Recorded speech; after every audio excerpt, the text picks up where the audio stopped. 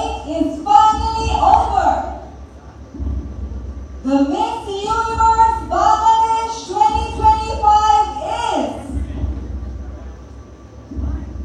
Tatia Samadikula.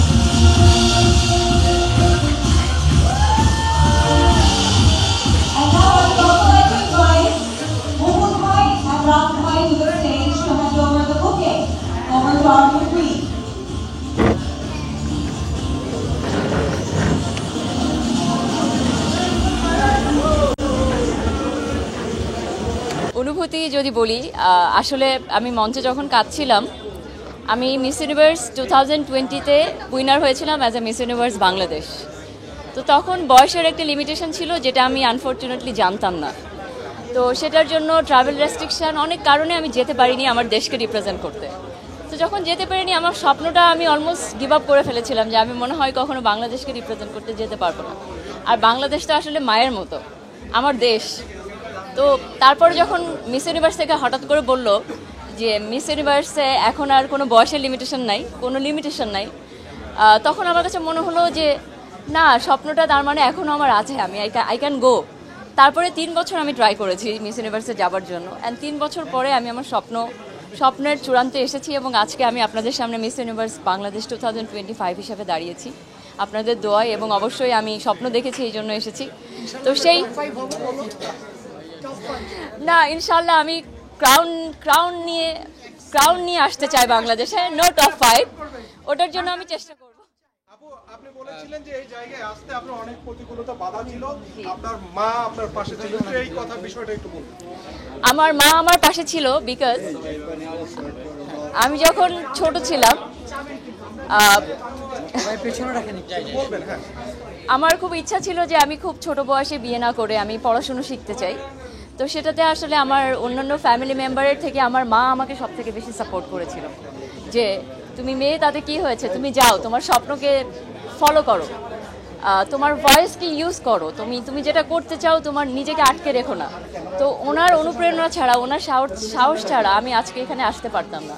Only I know my journey and my mother know. এই জন্য আমি আসলে ওনাকে স্টেজে এইভাবে আমি থ্যাংক ইউ দিয়েছি, বিকজ আজকে আমি এখানে দাঁড়িয়েছি অনলি বিকজ অফ হার। মা, স্বপ্নের জায়গাটা পূরণ করবেন, ছবি শুনবো।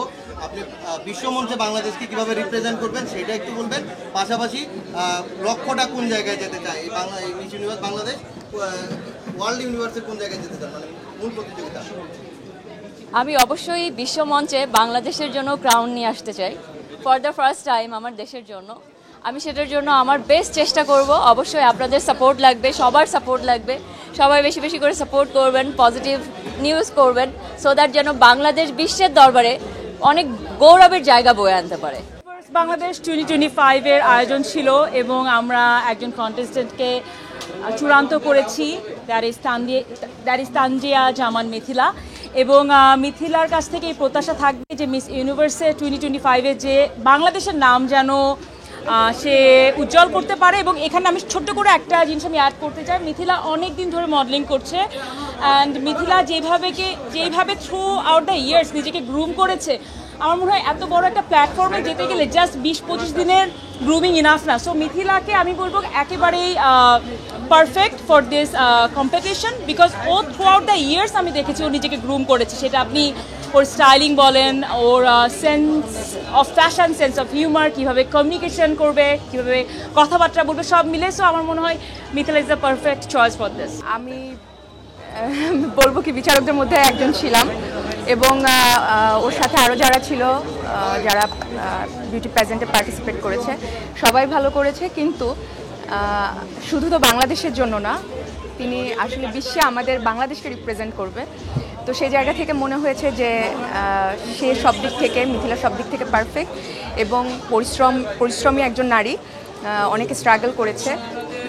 এবং শুধু তো আমি মিস ইউনিভার্স হব বা আমি মিস ওয়ার্ল্ড হব, আমি দেশের বাইরে যাব, আমাকে নিয়ে চর্চা হবে, আমার একটা পপুলারিটি আসবে, এটাই তো এই বিউটি প্রেজেন্টের আসলে মূল লক্ষ্য না। মূল লক্ষ্য হলো আমাদের দেশের হয়ে বাইরে দিয়ে কাজ করা। মিথিল আগেও হয়েছিল, এবার মিথিল হলো এই নিয়ে আসলে আমাদের 4 বার হচ্ছে। এবং আমরা আসলে মুকুট নিয়ে আসতে চাই, আর বেশি কিছু বলার নাই। আমরা বাংলাদেশের জন্য মুকুটটা নিয়ে আসতে চাই। এখানে আপনাদের সহায়তা লাগবে। আপনারা সবাই একই জিনিস চাবেন প্রেসে, যে ডিউক ভাইয়ের মতো মিথিলাকে আমরা চাই বাংলাদেশে মিস ইউনিভার্সের মুকুটটা নিয়ে আসুক। আপনারা অনেকেই জানেন ও 2020-এ প্রথম মিস ইউনিভার্স হয় বাংলাদেশে। আনফর্চুনেটলি কোভিডের কারণে এবং বয়সের কারণে ওই সময় যেতে পারে নাই, কিন্তু আমরা এই ব্যাপারটা নিয়ে থামি নাই। বয়সটা একটা ব্যারিয়ার ছিল তখন, এখন কিন্তু মিস ইউনিভার্সে বয়সের কোনো ব্যাপার নাই। সো আমরা এই যেটা হয়েছে তখন যেতে পারে নাই, কিন্তু এখন যে যেতে পারতেছে এটা কিন্তু একটা বড় সুযোগ, বিকজ এই 4 বছরে ও অনেক কিছু শিখেছে, মানুষ হিসেবে আগিয়েছে। She is a good leader এবং ওর শিক্ষা, ওর আপনার চলাফেরা,